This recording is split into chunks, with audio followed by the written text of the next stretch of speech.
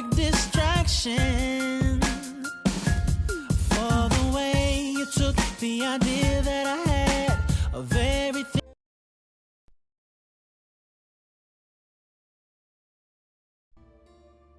Hey guys, KiwiSylveon, and welcome back to Seduce Me to the Demon Wars. Not Sam's route, wow.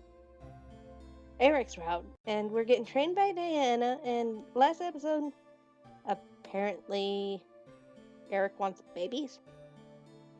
And we thought we saw something, but apparently we didn't. Apparently, Diana has a little issue with the darker self, and it came out and tried to taunt us into killing her. But we didn't, because we love her. And we could never do that to Diana. There's a term in the human world for it. When you are haunted and easily taken off guard after war. I furrowed my eyebrows. I knew what she meant, but that was beyond what PTSD was. PTSD didn't make a physical apparition of yourself come to life. Post-traumatic stress disorder. I cannot say that. Post-traumatic stress disorder. But Diana, that can't just be it. Well, unfortunately, it's the only explanation I can give. I don't understand. It didn't make sense at all. I could tell Diana was lying to me, but why? Was the truth really that complicated or dark? Diana sighed and looked back to me. The Demon Lord is a special kind of beast. He is a brute demon who rose above his nomadic birth and became the ruler of a kingdom after marrying a noble succubus. The eldest son's mother, I believe. Aww, lovely. Diana continued despite my inner thoughts. However, since that day, he became power-hungry and began his tyrannical takeover of every neighboring kingdom, plaguing the land with his iron fist. He took in 3 more wives and bore sons with them, and impregnated a harem girl, giving him a 5th bastard son. Eventually, his carnal need for control became the fuel for his madness. He grew rampant, and his sadistic views became much more destructive and bloody. Diana looked at me with a thoughtful look before continuing. In this world, madness isn't just an affliction of the mind. It is also a form of energy that grows like a festering disease. When it takes hold of you, you become reckless, mindless, soulless, and you become your own worst enemy. Now everything began to make sense. I stared at Diana, seeing the shame in her eyes. I could tell that this deeply troubled her, but she carried herself very well despite being affected by this. So you have it. I can only assume so. A mild form of it anyway. If you get too close to it or get injured by it, like I have, then it will latch onto you and feed off of your own energy to grow. The results? Well, you saw for yourself, didn't you? I nodded, remember the copycat.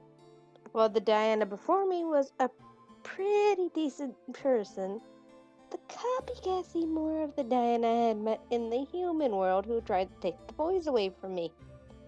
It was in her speech, her stance, and I couldn't shake her smugness from my mind. A feeling of concern rushed through me. If madness was like a disease, was there a cure for it? Would Diana be haunted by it forever? Well, is there a way to get rid of it? Diana smirked for a moment, staring at the ground. What was so funny? There's only a rumor of a cure, but it's impossible to achieve. At least for me. What is it? As Diana looked back up at me, I could practically see herself barring any emotion from the words that came out of her mouth. True love. According to rumor, true love isn't just a silly emotion humans feel when they desire or care for someone, but it is also a pure form of energy, powerful enough to conquer worlds. My mind went blank. Love was a form of energy? I began to filled with both sudden determination and ideas of grandeur. I was in love, so I had to have it. Wait, then True love doesn't exist, dear. And suddenly my thoughts broke again. What did she mean? The love I felt was real. And if it was a form of energy, then it had to exist. The look in Diana's eyes could kill, however, as she almost glared daggers into my soul as she interrupted me. Diana chuckled and shook her head, crossing her arms under her bosom and leaning on one hip. Think about it. If it was as powerful as the rumors described it to be, then you would be able to break the curse upon you with ease. Yet I'm still here. Besides, love doesn't exist for demons here in the demon world. I don't know how the incubi were able to achieve it, but in this world, love is non-existent. I pressed my lips together, irritated at the brush-off Diana was giving it the idea of love being a real power. Sure, it wasn't powerful enough to break the curse on me, but I could tell that the rumors weren't lying about it being a form of energy. Diana rolled her shoulders and ran a hand through her hair, running her fingers along one of her horns. Luckily, I have Sero to thank for keeping me in check. As long as I focus on defeating the Demon Lord and feeding off of Sero, then the madness tends to stay down. I thought of Sero and how devoted he was to Diana. He seemed to really care for her, if not love her. If he was able to keep her meds down, did that mean he was giving her the energy she needed to fight it off? Was Diana blind? After hearing her talk ill of love, I could only assume she didn't care enough for it to believe it. I actually found it a bit hilarious to think about, that she was so naive about it that she couldn't recognize her own servant giving her a cure. Ow, that hurt. I sneezed and held it in.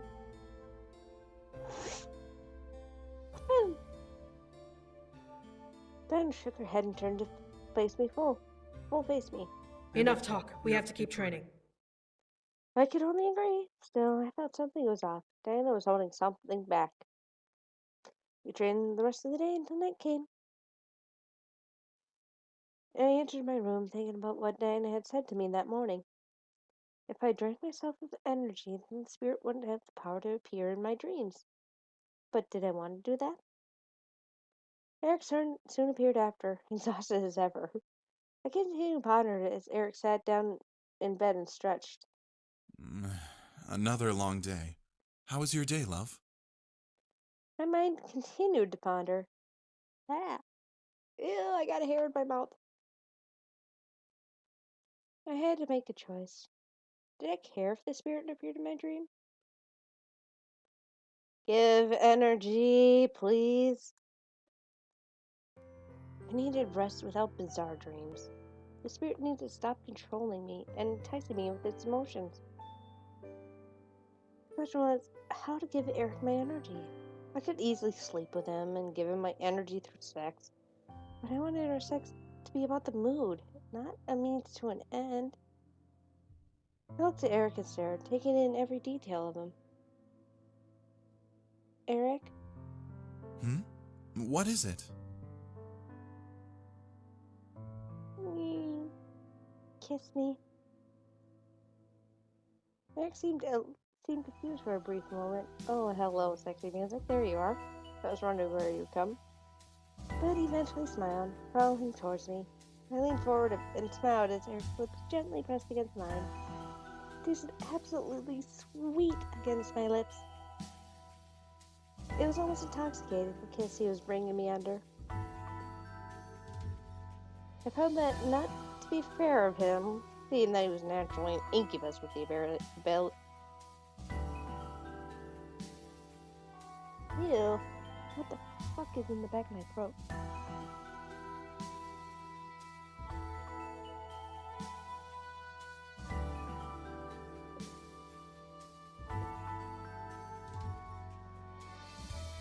There it goes. With the ability to make me swoon. But every time he'd kiss me, or just his ravishments on me, made me forget the unfairness of the situation, and allow me to simply melt into the moment. Fuck you, Erik. Oh wait, we're about to. I wrapped my arms around him and pulled him close to me, causing us to fall back onto the bed with him over top of me. slowly everything became just about Erik and his love, letting me melt into the sensations we were exchanging. Erik, however, took the moment to pull away softly and stared down at me, looking for permission to continue in my eyes. I knew what I was getting into, so I smiled and pulled him back down to capture his lips again. Come back here. Sorry, it's supposed to be really sexy, but I couldn't help it. It was sweet to know how considerate he was about the situation, but I was okay. I let myself go into the moment, closing my eyes and wrapping my legs around Erik. He seemed to get the picture, wrapping an arm behind my arched back and scooting us up to lay with my head in the pillows. Aww. Talk about bedburn, if it wasn't that way. Our kiss only intensified as Erik slowly gripped my hips and ground himself between my legs, making me let out a gasp and a moan against his lips and causing him to chuckle in reply. I could feel his desire and keep going clear as day between us. He became slow, almost tortuously so, as he began to strip himself and me down to become bare to each other. A cool air rushed across my skin, making me shudder beneath him. Each kiss he planted on my skin caused a ripple of pleasure to flow through me. It was hard to hold back the moans that wanted to escape me, but I allowed a quiet handful out just to entice Erik to do more, going further with our foreplay. Looking up at him, his eyes began to glow a familiar gold tint, allowing the fire within my core to ignite and burn heavily. I felt my mind become only filled with thoughts of Erik and screaming his name as passionately as I could. The entire castle would know I was receiving my love and whose love I was taking during the night. Oh my god. If what Damien said is true, they're on the other end of the hall. And with Damien's mind reading, I feel sorry for poor Damien. I could see him just sitting there like, what the oh god. And poor Twyla, or Gina in my head, would be like, what's going on, dear? He's like, they're going at it again. Oh, poor baby. Meanwhile, the others would be like, what the fuck's going... Oh, okay. Especially Sam. He'd be like, about fucking time, jeez. Wait, fuck you guys, I can't sleep. Poor Matthew would be like, oh, ew, ew, ew, ew, sounds, ew, ew, ew. And James would just be smirking and chuckling like, there they go again. And probably Allie and Violet would be like, we can match them, you know? Because they would be a little naughty. Well, then again, so would Jenna with Matthew and, Damien. They'd be like, you know we can match them, right? Oh boy. Imagine if they all said their true names and demon forms came out. Oh shit. Poor Diana. I'd be like, why is my castle rocking? Oh shit. There wasn't a need for words to be exchanged as Erik's slow smile grew into a passionate and lustful smirk. His tongue memorized every sweet spot on my body as he used his knowledge to make me writhe beneath him, pressuring me to beg for more. Hello?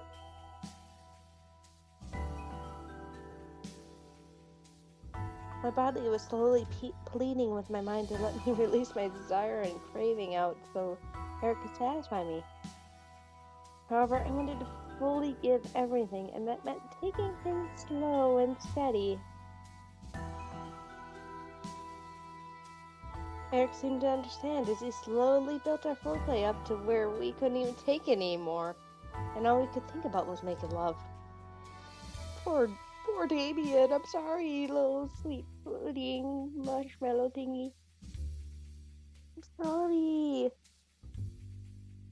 As we finally gave in, we were both gifted with swift gasps and pleasurable moans at the sensation.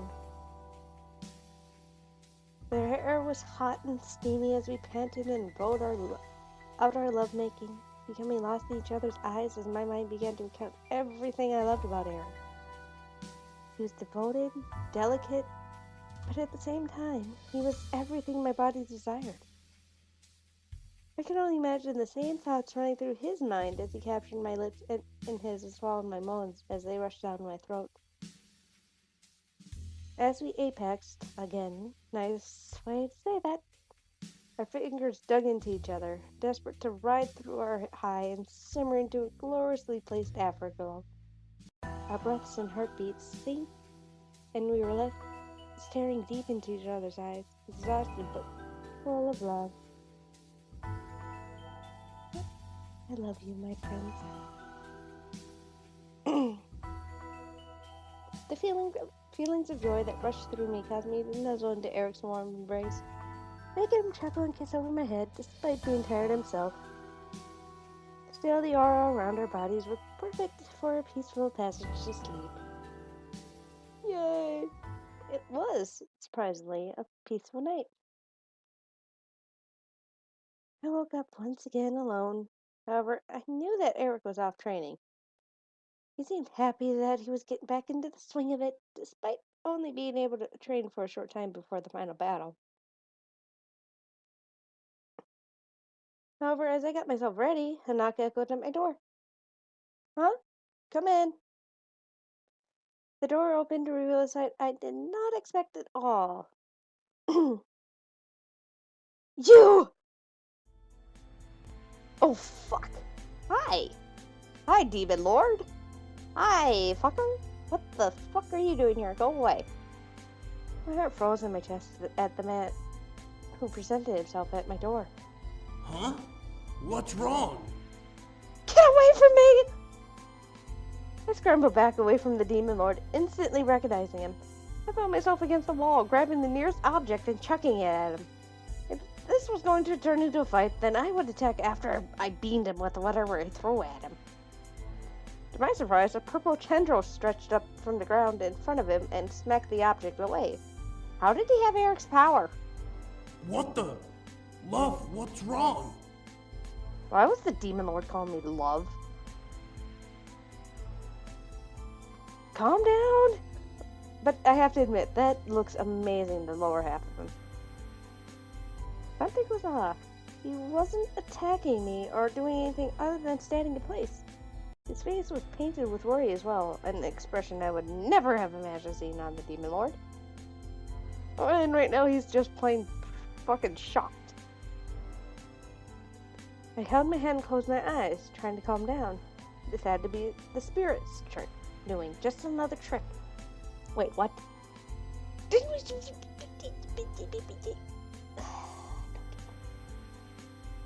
Stop it. Princess, what's going on? I opened my eyes again to see Erik with a face etched with worry and panic.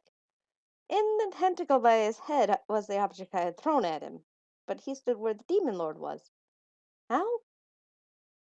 I buckled down on my knees and curled over myself, wrapping my arms around my body. This was too frightening to be too real. What was happening? I looked up to see the spirit floating silently behind Erik before fading away. I knew it. But how was the spirit able to make Erik look like the Demon Lord? It was a twisted method if it was trying to get me to like it. Erik knelt down and gently wrapped his arms around me, nuzzling my head. Shh. It's okay.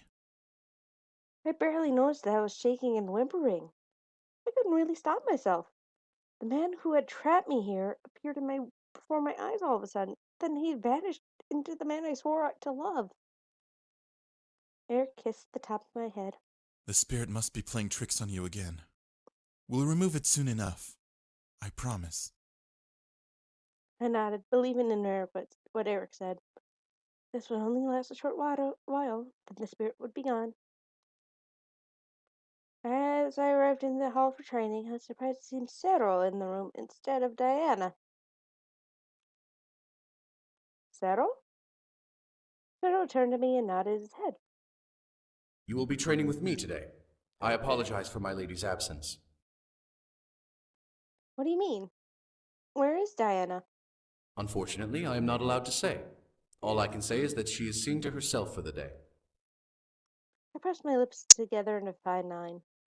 It wasn't a good excuse, but if I didn't have a choice in the matter, then there was no use to fighting it. I purred the sick. Bleh. I pulled the circlet off my wrist and chucked it in front of me, forming the floating ring barrier around my body. All right, then don't hold back. Sato nodded and prepped his stance, aiming his spear in my direction. I had to use this new training partner as a new experience. Not everyone would fight like Diana, so this was a good challenge for me. Fighting with Sato was no easy task. He was fast and thought 10 steps ahead of me, catching me off guard at some points. Still, I could tell that I was putting up a good fight with my defense. What surprised me was how time passed without me even noticing it. The more I clashed with Cero, the more ignorant I became of the sky's eventual descent from light purple to dark orange. Soon enough, our training had ended. I panted, out of breath, but surprisingly still on my feet. I didn't understand how or why, but I could assume that I was getting better, which was a good thing. Shadow smirked as he caught his breath as well, stretching with his spear behind his shoulder blades. My lady trained you very well. I believe you'll be able to handle yourself in the siege to come. I grinned, happy to hear that I had impressed Diana's top guard with my skills. I had only trained for a couple days, but showed great improvement. Maybe the demon world was aiding me in becoming a stronger person. Thank you, Cero. Cero nodded before walking to the exit of the room. Now, please excuse me. I must see to the incubi. You are free to come with me if you'd like. Please? Oh, god damn it. I shook my head. My bedroom was calling for me to return, and I deserved a night of rest. Besides, it would have only been a distraction for the boys, especially Erik. He'd been like, Erik? Erik! Behind you! Fuck. Erik, stop staring at your fiancée and fight. But she's so pretty. Erik? Oh, well, be I'm going to shove my head up your ass. Quit staring. You can fuck her later. Or at least that would be Sam. Mostly, you'd be like, you can fuck her later. Just keep fighting. I began to walk toward my room, exhausted and tired. However, as I passed the library, I stopped walking at the voice that slowly crept from the crack of the door. This game is getting tiresome, Zayor. Wow, opposites, but mirrors. I quickly peeked in and silently gasped to see the copycat gripping Diana's neck and tilting her body back while Diana was on her knees, her head dropping back to let her face look up at the ceiling. Diana, however, seemed to be unconscious but breathing, so the copycat wasn't choking her. Before I could rush in, however, Diana lifted her hand and took hold of one of the copycat's wrists. It's useless to fight me. I was born to take over and become the new you. I will not let you. Just from the sound of Diana's voice, she seemed to be as calm as ice, despite a pair of hands clasped around her neck. Diana opened her eyes and looked to the ceiling, uncaring and still. My will is stronger than your so-called power.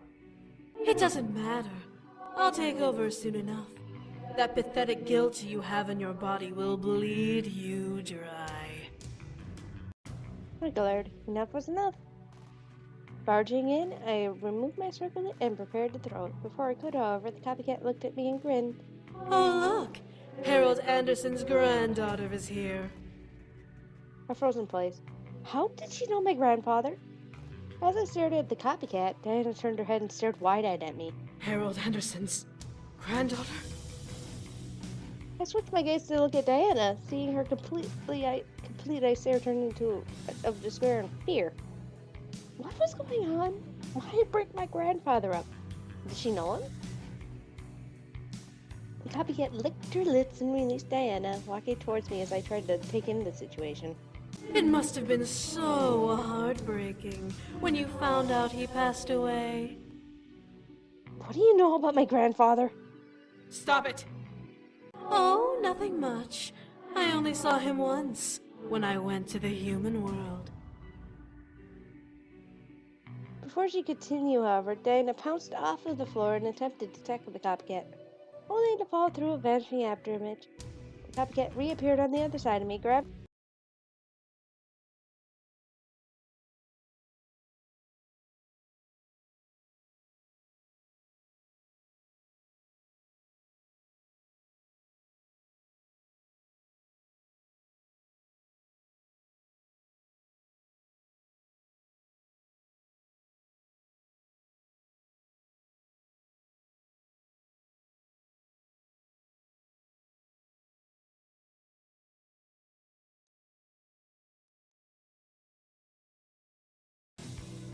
Sorry about that. My mic got unplugged.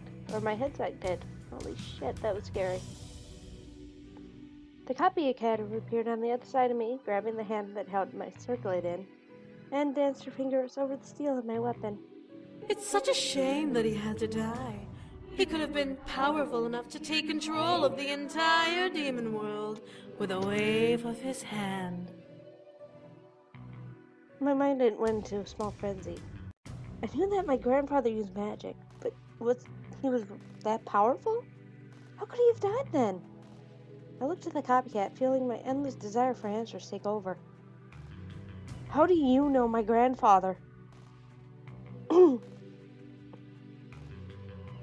This copycat smirked and opened her mouth to speak, but froze as Diana shouted, stopping her and causing me to gasp.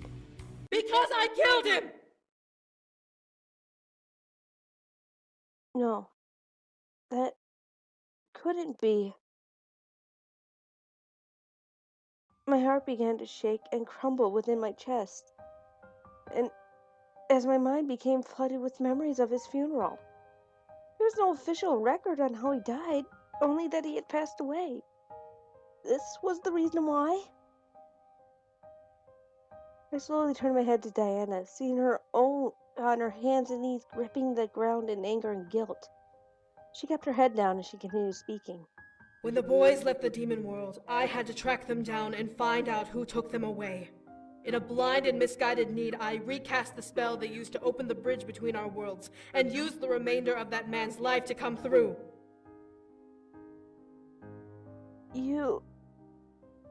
I can't ever ask for your forgiveness. I took his life, and I've been punished greatly for that choice. But I swear, on the ashes of my family, it was not something I wanted to do. I could only stare at Diana, barely hearing her over the memory of brain hitting my grandfather's gravestone echoing in my mind. My grandfather was buried 6 feet beneath the ground because of her. The copycat clapped and chuckled beside me, but I didn't care enough to look back at it. Well done, Izeur. The first step of redemption is always the confession. One word bounced through my head as I stared at Diana, watching her lower her head and further onto the floor, with her forehead against the stone. Her body contracted over herself, moving her hair from her back and revealing the intricate demon markings across her skin. When the word became unbearably loud in my thoughts, I let it resonate out of my mouth. Why? Diana kept her head to the floor as the copycat purred happily beside me. I had to place everything in perspective. Diana had saved my life, but sacrificed my grandfather's. Was her saving me meant to be a debt repaid? She didn't know I was his granddaughter, though. If she had been punished, then that definitely couldn't have been the case. Then why would she save me if she hadn't already killed a human? Why weren't angels hunting her down? Something wasn't right.